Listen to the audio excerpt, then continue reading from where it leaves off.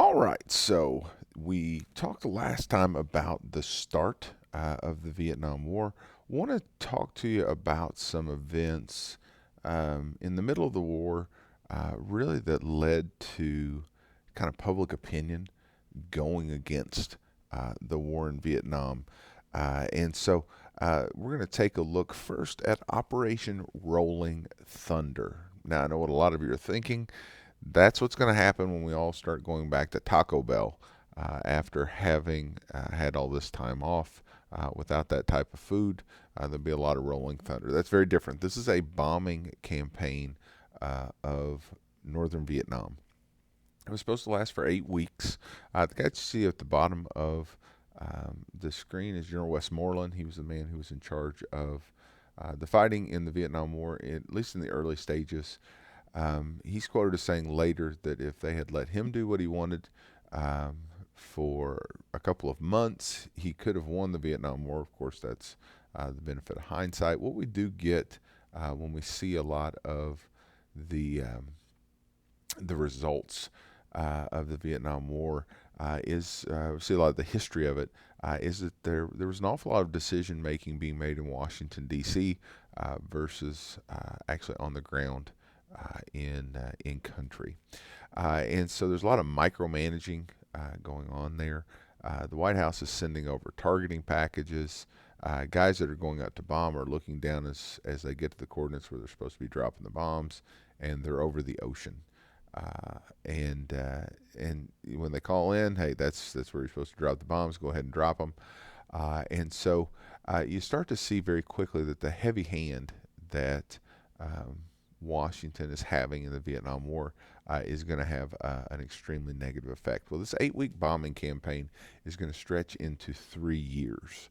And over the course of that 3 years, the United States is going to drop more square tonnage of bombs than if you added up all the bombs that have been used in history by everyone up until that point.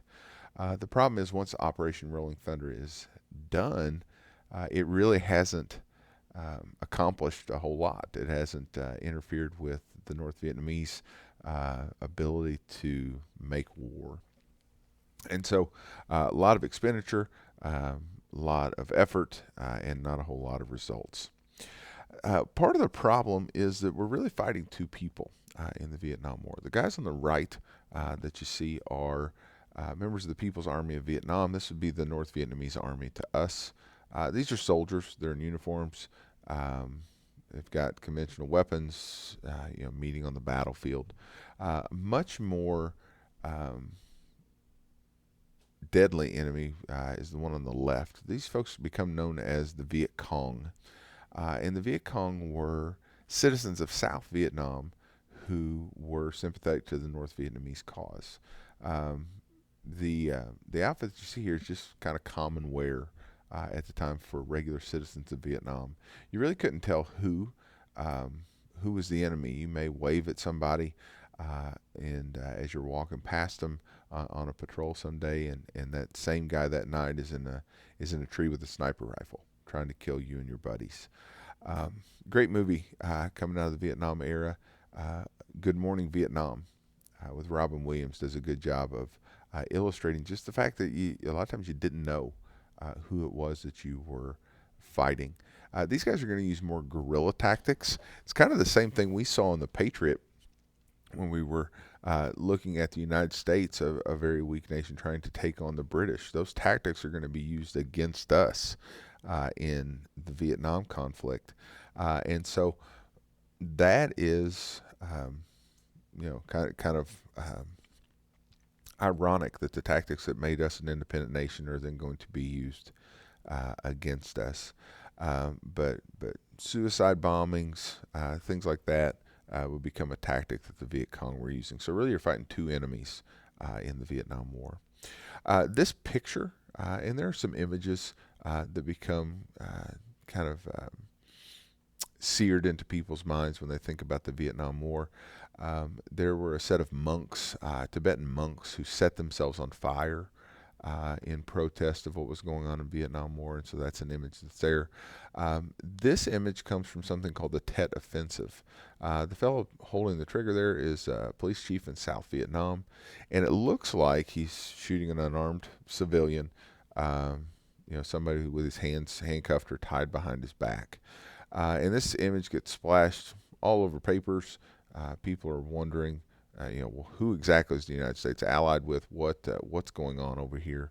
The story is very different. The story is, this fellow was Viet Cong. This happens during the Tet Offensive, and this guy was caught trying to execute, I believe it was the police chief's own family. But still, just this image of one of our allies doing this is enough to start to turn that public opinion against the war in Vietnam. The Tet Offensive happens January 31st of 1968, and in a lot of Asian cultures, the New Year is the biggest holiday that they celebrate. And so Vietnam, their New Year is called Tet, and usually around those big holidays, you have a truce. And so they were supposed to have a truce for New Year's, but instead, the North Vietnamese and Viet Cong launched an enormous attack on like 100 different cities and towns all through South Vietnam.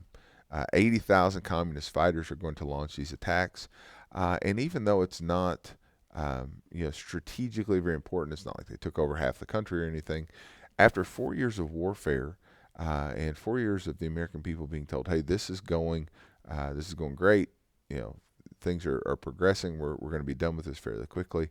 If the enemy still has that many guys and able to coordinate that many attacks, it calls into question how much we were getting accomplished, how effective those people were doing. And there were people that looked at this and said, and we're not close to winning this. One of the guys that was there is a fellow named Walter Cronkite. I'll link the video of his editorial on the playlist after this video. But Walter Cronkite was known then as the most trusted man in America. He was a broadcaster for the CBS Evening News.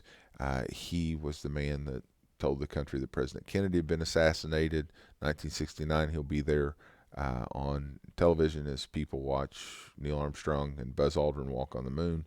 So a lot of big events this guy was involved in. Well, he's over there during the Tet Offensive. He comes back and says, "We can't win the Vietnam War. We're going to have to negotiate peace with honor." And supposedly Lyndon Johnson, when he heard this, is going to say, "If I've lost Cronkite, I've lost the American people."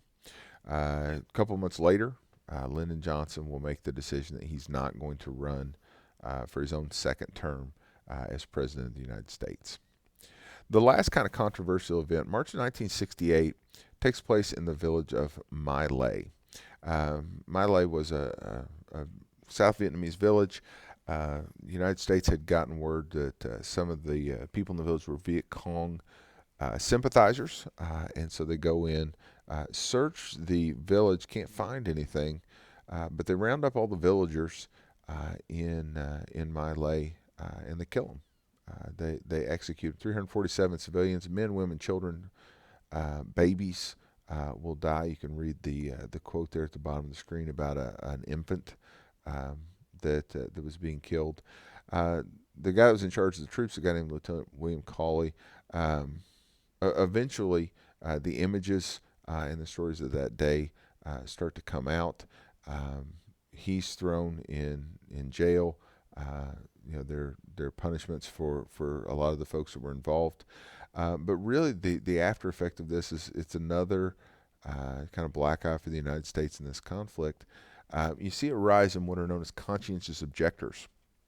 At this point, those are people that just basically looked and said, "Look, this war is against my moral beliefs," and a lot of them would point to things like the My Lai massacre and say, "I'm not going and taking part in something like that." And so you kind of look at this as the United States losing the moral high ground in this conflict, and people in the United States in 1968 looking and saying, "Wait a minute, maybe we shouldn't be here."